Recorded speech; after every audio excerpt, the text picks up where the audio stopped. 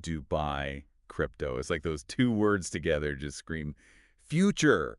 We've gotten a ton of requests from listeners to do a deep dive into Dubai's crypto scene. And whoa, boy, did you guys send some wild articles. Yeah, it's a lot. It's really something. Dubai's always been this global hub, right? Attracting investors like crazy. Right, right. But it used to be all about like oil money and real estate. Now it's all Bitcoin billionaires and NFTs. It's wild. So it's the same place, same energy, but different game. Exactly. Okay, but every good thing has a flip side.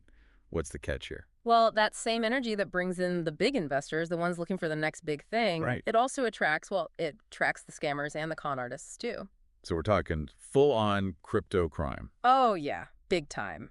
Dubai's government has been really welcoming to crypto, maybe even more than almost anywhere else in the world. Interesting. But that means the regulations, the laws, they're still catching up. It's like the Wild West out there. And when you say Wild West, you mean? I mean, we're talking billion-dollar scams, straight up heists, even this really messed up emotional manipulation stuff. Okay, hold on. We got to unpack all of that. Let's start with the billion-dollar question. Scams. One that really stuck out from the articles was this whole OneCoin thing. It sounds like something out of a movie. Oh, tell me about it. It's almost too crazy to be true. So you've got this woman, Rusha Ignatova, right? She calls herself the crypto queen. Okay, I mean, I'm already hooked. Crypto queen. Right. So she starts this whole thing, this cryptocurrency, OneCoin, promises the world early investors are going to be rich, the whole 9 yards, and people buy it. Wait, so people actually invested in this OneCoin? And millions, billions even, globally. No way. And Dubai was a key part of it. Turns out a lot of that money, it got laundered through Dubai's luxury real estate market. Wow. Yeah, they were buying up fancy apartments, villas, you name it, to clean that dirty money. It was a classic Ponzi scheme, just dressed up in crypto clothes. That's insane. And this crypto queen, where is she now? Long gone. Vanished. Nobody knows. Get out. Seriously. Seriously. Some people think she's living it up somewhere. Others think, well, let's just say they don't think it ended well for her. That's wild. See, this is what I'm talking about. This is why we had to do a deep dive on Dubai and crypto. Oh, we're just getting started. Remember that Dubai coin thing a while back? Vaguely. It was like this big deal, then it wasn't. Exactly. It's a perfect example of how fast misinformation can spread in this space, especially when you slap Dubai on it. Suddenly, you've got this coin claiming to be the city's official cryptocurrency. Which it wasn't. Not even a little bit. But that didn't stop people from going nuts for it. The price went through the roof. People thought they were going to get rich quick. I bet. Classic. Total pump and dump scheme. Dubai's government came out and denounced it, said it was all fake, but not before a lot of people got burned. That's rough. So it's not just these big elaborate schemes we have to worry about. It's misinformation, too. Exactly. It's scary how easy it is to get caught up in the hype. Tell me about it. But look, it's not just the big scams or the fake coins. The articles you sent also mentioned some pretty scary stuff about peer-to-peer transactions in Dubai. Like what? Like, there was this businessman, right? He went to buy some Bitcoin from someone he met online. Okay. They agreed to meet at a villa. It seemed legit at the time, I guess, but when he got there, robbed in broad daylight. You're kidding? No way. I'm telling you, they took everything, his cash, his watch, even his phone. And this is the thing, right? Dubai's still figuring out the whole crypto regulation thing. So if something like that happens, It's a free-for-all. pretty much you've got very little recourse. That's terrifying. Yeah, and unfortunately, it gets worse. This next scam, the one the article's called pig butchering, it's brutal. Pig butchering. What is that? So imagine this, right? You meet someone online. They seem really nice. They're interested in you. You start talking, maybe sharing a little about your life. Okay, I mean, I've been there. Right. So they gain your trust. And then once they've got you hooked, they introduce you to this amazing crypto investment opportunity. Oh. They show you fake screenshots of their earnings, make it seem like they're making a killing. They tell you this is your chance to get in early, make some serious money. And because they've been so friendly, so seemingly genuine. I'd rest them. Exactly. But it's all a lie. The platform is fake. The returns are fake. It's all a setup. They've fattened you up like a pig for slaughter. Oh, my God. And then once you've invested your money, they disappear, vanish, along with your savings. That is so messed up. It really is. And it preys on people's emotions, their desire for connection, their hope for a better future.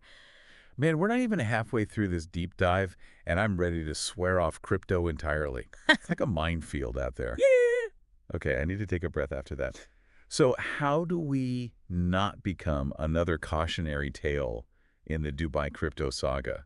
The articles you sent weren't all doom and gloom, right? There's got to Yeah. be a way to navigate this safely.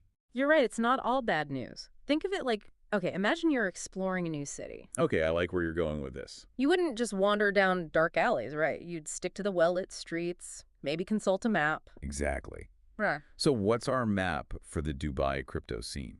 In this case, your map is sticking with well-established, reputable platforms. These are the names you know. Binance, Coinbase, Bybit, for example. These guys are like the big, well-lit avenues of the crypto world. Right, they've been around the block, they've built up the reputation, but what makes them safer specifically? Security, for one.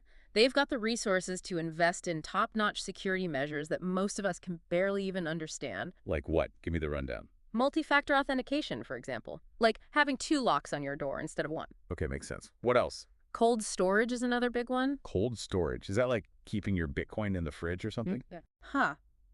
I wish it were that simple. Basically, it means your crypto is stored offline, completely inaccessible to hackers. Think of it like a super secure vault. Oh, okay. So it's safe from those online attacks we hear about all the time. But what about transparency? How do we know what these platforms are actually doing with our money? Especially after that whole OneCoin mess, transparency feels really important. Totally agree. And that's another area where established platforms really shine. They're all about transparency. Independent audits, clear financial disclosures, readily available information about their security protocols. It's all there. So they're not hiding anything. That's good. Exactly. And some even go as far as offering insurance. So even in the worst case scenario, if something happens, you're not left totally high and dry. Okay, that's good to know. But let's say something does go wrong, or, I just have a question. Who do I call? Ghostbusters. Not quite. But unlike those shady scam operations that disappear overnight, reputable platforms have your back with 247 customer support. Okay, now that's reassuring. But even with all of that, crypto itself is still kind of confusing. 100%. And honestly, that lack of knowledge is exactly why a lot of people fall victim to scams in the first place. True. It can feel like everyone else is making money except you, so you jump into things without really getting it. And that's a recipe for disaster. That's why education is so key. And the good news is, those established platforms, they want you to be informed. They offer tons of educational resources, articles, webinars, you name it. So they're not just throwing you in the deep end, they're actually trying to teach you how to swim first. Exactly. They know that an informed investor is a safer investor, and that's good for everyone. Right. Less people falling for scams, less drama all around. Yeah. So we've got our map, established platforms, tight security, transparency, and education. Yeah. But we're talking about Dubai here. How does the city itself fit into all of this? So it's like we've got Dubai, right? This place that's all about pushing the limits, embracing the future, building skyscrapers in the desert. Right. And then you've got crypto, which is basically the same thing, just with computers and algorithms instead of steel and glass. Yeah, I see what you mean. But are they really a match made in heaven? Or is it more complicated than that? That's the question, isn't it? And I think the answer is, well, it's a bit of both. How so? Dubai wants to be a major player in the crypto world, no doubt about it. Makes sense. But they also want to protect their reputation, make sure they're seen as a stable, reliable financial center. And those two things, they don't always go hand in hand, especially with something as new and unpredictable as crypto. Yeah, that's fair. So what are they doing to find that balance? Because they can't just ignore crypto, right? Oh, absolutely not. It's way too big for that. And Dubai, they know that. Right. So they're trying to walk this fine line. They're embracing the innovation, but they're also starting to put some regulations in place. Like what? Well, for one thing, they set up this Virtual Assets Regulatory Authority, VARA. It's basically a government body that's specifically focused on overseeing the crypto sector in Dubai. So they're taking it seriously. Very seriously. They're working on creating a whole regulatory framework covering everything from licensing requirements for crypto businesses to consumer protection laws. Okay, so it's not just a free-for-all anymore. They're actually putting some rules of the road in place. Exactly. And that's a good thing, in my opinion. Yeah, it definitely feels like they're trying to find that sweet spot, encourage innovation, but also protect people from the bad actors. Right. It's about finding that balance. And it's tricky, but I think Dubai has a real shot at getting it right. So big picture, what does this all mean for the average person who's interested in crypto? Maybe they're thinking about investing, maybe they're just curious. What's the takeaway? I think the biggest takeaway is that Dubai is definitely a place to watch. Definitely. They're making moves, they're trying to position themselves as a leader in the space, and they've got the resources and the ambition to pull it off. Right. But like with anything in the crypto world, it's all about being informed. Do your research, understand the risks, and choose your platforms carefully. Solid advice. Wow. Well, that was quite a deep dive. Dubai, crypto, scams, regulations. It's a lot to process. It really is. But hey, that's what we're here for, to break it all down, make it understandable. Absolutely. So to all our listeners out there, thanks for coming along on this journey with us. Stay informed, stay curious, and we'll see you in the metaverse.